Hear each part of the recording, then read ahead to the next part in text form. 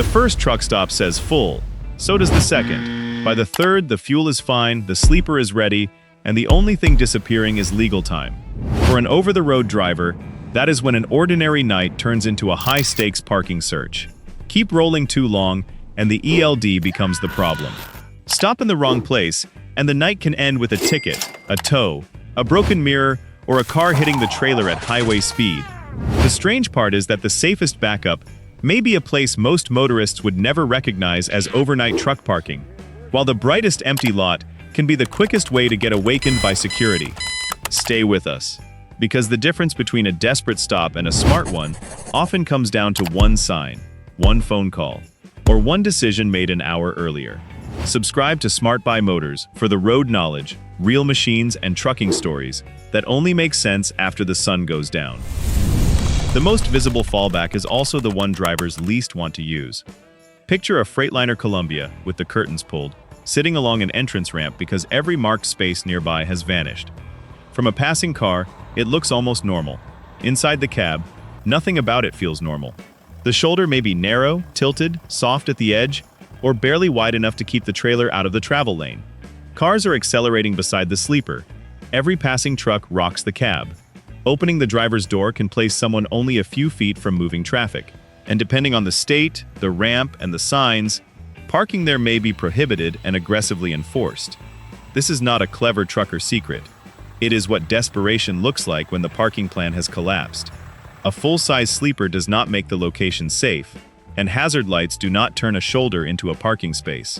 There is another problem drivers understand immediately. Leaving may be harder than arriving. A loaded tractor trailer has to merge from a dead stop while traffic is already building speed. That is why experienced drivers treat ramps and highway shoulders as last resort emergency territory, not part of the nightly routine. The truck may provide the bed, but there is no real sleep when every vibration sounds like something coming too close. Leaving the interstate can feel like an instant improvement, especially when an International 9400 finds a wide industrial road lined with warehouses and silent loading docks. The pavement is flatter, the turns are wider, passenger traffic disappears after dark. It looks like a place built for trucks because, during business hours, it is. But that does not mean a driver owns the curb after midnight. Some industrial streets ban overnight commercial parking. Some are privately maintained, even though they look public. A vacant building may still have active security, an early shift, or fire lanes that must remain clear. The quietest spot can become the worst one at 5 in the morning, when yard dogs, employee cars, and local delivery trucks begin moving. Drivers who know a lane often remember which freight districts tolerate legal curb parking and which towns write citations before sunrise. Drivers who do not know the area have to read every sign, watch for painted curbs, avoid driveways, and make sure the trailer is not hiding an intersection from approaching traffic. This option can absolutely work, but only when the location is known, legal, and large enough to leave without backing blindly into a live road. Darkness creates privacy. It does not create permission. That single distinction is what separates a quiet 10-hour break from a flashlight on the window halfway through it. Then there is a place that looks off-limits to almost everyone except the drivers, who know the local rules: the weigh station, or inspection area. A Peterbilt 379, parked beyond the scale house, may be in a legitimate marked truck space, at a converted inspection site, or in a state facility that allows overnight rest. In other locations, the gate is locked, parking is prohibited, or the space exists only for inspections and emergencies. The building itself tells you almost nothing. The signs tell you everything. Even a closed message above the scale lane does not automatically mean the parking area is open. It may mean the entire facility is unavailable. Some states have deliberately used weigh stations and related facilities to add truck parking, and those spaces can be extremely useful because they sit directly on major freight corridors. They may offer lighting, a wide entrance, law enforcement presence, and enough pavement for a safe shutdown without searching city streets. They may also have no restroom, no food, and no guarantee that the parking area remains open. A driver cannot assume that seeing 2 trucks behind a scale means the place welcomes 10 more. One may be out of service, another may be waiting on paperwork. The smart move is to follow posted rules, state information, and clearly designated spaces, rather than truck stop folklore. When it is allowed, this is one of the most overlooked legal answers on the highway. When it is not, The classic Pete becomes nothing more than a very expensive guest parked on government property. Bright lights seem safer than a dark industrial street, which is why a Mac anthem may end up at the far edge of a casino, hotel, or massive retail lot. Some of these properties genuinely welcome trucks. Casinos along freight routes may have dedicated oversized parking, food available late, restrooms, and security making regular rounds. Certain hotels and travel-oriented businesses understand that drivers are customers and provide a specific area away from passenger cars. But a huge empty lot is not an invitation. Local ordinances, insurance rules, neighborhood complaints, construction, or a change in management can turn yesterday's accepted stop into tonight's tow warning. Following another tractor to the back row is not confirmation. That truck may be making a delivery, waiting for a driver, or already in trouble. The phone call matters. So does speaking to someone who actually has authority, then parking exactly where they direct. A tractor-trailer must avoid cart corrals, landscaped islands, low branches, fire lanes, delivery doors, and any route that will be blocked when customer traffic returns. The anthem itself is perfectly capable of becoming a bedroom for the night. The question is whether the property allows the tires to remain there. Permission is the difference between sleeping under security lights and lying awake waiting for the security vehicle. The obvious legal answer is the public rest area, but obvious does not mean available. A Volvo VNL 670 pulling into a welcome center has almost everything an OTR driver needs: marked truck spaces, direct highway access, restrooms, lighting, trash cans, and a place to complete a walk-around before rolling again. There is no need to buy fuel or navigate a town that was designed for cars. The sleeper can be closed up, the engine or auxiliary climate system managed as needed, and the brake can begin. The trap is timing. Rest areas on heavy freight corridors can fill as early as the private truck stops, especially during bad weather, road closures, holiday traffic, or the middle of the work week. Posted limits and overnight rules also vary by location, so a driver still has to read the signs rather than assume every state operates the same way. Some corridors provide real-time parking counts on roadside signs or state systems, but even that information can change before the truck arrives. And once every marked slot is occupied, inventing a space beside the exit, or at the end of a row, creates the same hazards drivers were trying to avoid. A legal facility only helps when the rig is actually inside a legal space. The Volvo may be comfortable enough to sleep through reefer noise and idling engines, but comfort cannot fix a blocked travel lane or a trailer hanging into traffic. A toll road service plaza can save a driver without costing the final half hour in surface street searching.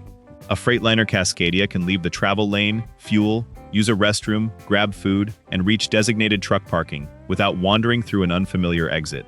That is a major advantage when the 14-hour window is closing and every wrong turn matters. Service plazas are built around continuous highway movement, so the driver wakes already pointed in the correct direction instead of trapped behind a locked gate or morning retail traffic. Many are well lit and regularly monitored. Some provide more truck capacity than an ordinary rest area, but they are not unlimited, and storms, holiday traffic, lane closures, and freight surges can turn them into walls of parked trailers. Overflow rules also differ. One plaza may have a clearly marked auxiliary area, another may enforce every stripe and keep fire lanes completely open. The driver has to know the facility before committing the remaining time to it. This is where parking information, recent reports, and a backup farther along the same road can keep a manageable night from becoming a crisis. The Cascadia does not need luxury outside the cab. It needs a legitimate rectangle of pavement and a clean path back to the highway. When those two things are available, a service plaza becomes one of the most efficient shutdowns in long-haul trucking. Sometimes the safest parking spot is waiting behind tomorrow morning's gate. A Kenworth T660 arriving early at a distribution center may be allowed into a staging lot, a drop area, or a line reserved for trucks with upcoming appointments. That can eliminate the parking search and the morning commute at the same time. The driver wakes near the dock, avoids another traffic jam, and is far less likely to miss the appointment because of an accident 20 miles away. Some facilities provide marked spaces, security, portable restrooms, or a driver check-in system. Others want no truck on the property until a narrow appointment window opens. A comment in an app from 6 months ago is not a policy. Construction, ownership, staffing, and security contractors change. Calling ahead and confirming the correct entrance can save an hour of circling fences. This is also where one of trucking's most misunderstood rules matters. A full truck stop does not automatically turn personal conveyance into a free pass. If a driver runs out of hours at a shipper or receiver and is told to leave, federal guidance may allow movement to the first reasonable, safe place to complete the break under specific conditions. It does not authorize the driver to keep advancing the load, because parking was difficult. The T660 may have a comfortable bunk, but the smartest part of this stop is getting permission before the clock forces the question. Fleet drivers often have an advantage the public never sees. Company property. A Peterbilt 579 Ultraloft parked inside a terminal, maintenance facility, or drop yard is sitting somewhere the carrier already expects trucks to be. A full terminal may offer fuel, showers, laundry, a lounge, maintenance help, and controlled gate access. A basic drop yard may offer nothing except fencing, gravel, and an authorized place to set the brakes. At midnight, that can be enough. The driver may also swap trailers, report a defect, replace paperwork, or solve a dispatch problem before the next shift. But a company logo on the gate does not guarantee an empty space.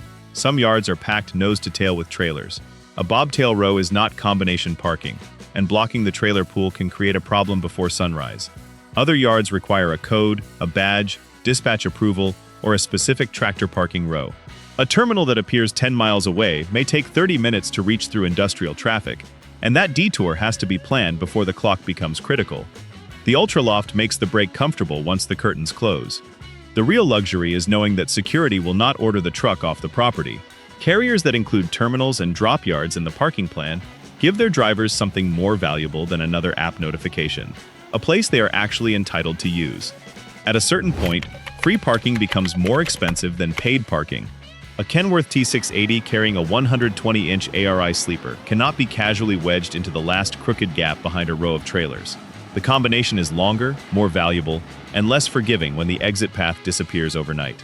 Private truck parking yards and reservation-based lots sell something drivers rarely get after dark: certainty. Some provide fencing, cameras, lighting, restrooms, electric hookups, or staff on site. Others are simply controlled gravel, with a guaranteed space and enough room to turn. The fee may feel painful after fuel, tolls, maintenance, and food, but it can be cheaper than a parking citation, a tow, a damaged sleeper, a cargo problem, or hours burned hunting for a free spot that never opens. The driver still needs to verify access hours, gate instructions, surface conditions, whether dropped trailers are allowed, and whether the advertised length truly fits a custom rig. A space that works on dry pavement may also become a different proposition after heavy rain, snow, or ice. Good yards near major freight hubs can sell out, which means the reservation has to happen while options still exist. That is the shift experienced operators make, parking stops being whatever happens at the end of the day and becomes part of the load plan. The big Kenworth has the bedroom. The reservation protects the address. And this is where a Western Star 5700XE with a 168-inch custom sleeper exposes the truth hidden inside the title. Truck drivers do not need a truck stop in order to sleep. They need a safe, legal, reasonably level place where the truck can remain for the entire break. Once the brakes are set, a custom sleeper can provide a full bed, climate control, storage, a refrigerator, a table, extra power, and more living space than many outsiders imagine. The building outside may be a welcome center, casino, shipper, terminal, service plaza, private yard, or nothing more than a properly designated state parking area. The bedroom travels with the driver. The difficult part is securing the ground beneath it. And the larger the sleeper, the less room there is for improvisation. A massive Western Star needs wide turns, a predictable exit, and clearance that a standard fleet tractor might not require. That makes early planning even more important. Drivers check State 511 information, parking availability signs, recent driver reports, customer policies, company yards, and paid alternatives before the final legal minutes disappear. The best parking decision is often made before sunset, while the driver can still reject a bad option without turning it into an hours of service emergency. They keep more than one backup and stop before every safe option is behind them. That is where truck drivers actually sleep when the truck stops are full. Not in one secret location, but inside their own truck, parked wherever planning, permission, and local rules create a space that will still be safe at sunrise. The parking shortage turns an ordinary 10-hour break into one of the hardest decisions on the road. The dangerous choices usually appear after the plan is gone. The good choices are often secured before the first full sign ever comes into view. The sleeper provides the bed, but timing, permission, and judgment provide the night. Subscribe to Smart Buy Motors for more real trucking stories, road knowledge, and the machines that keep America moving.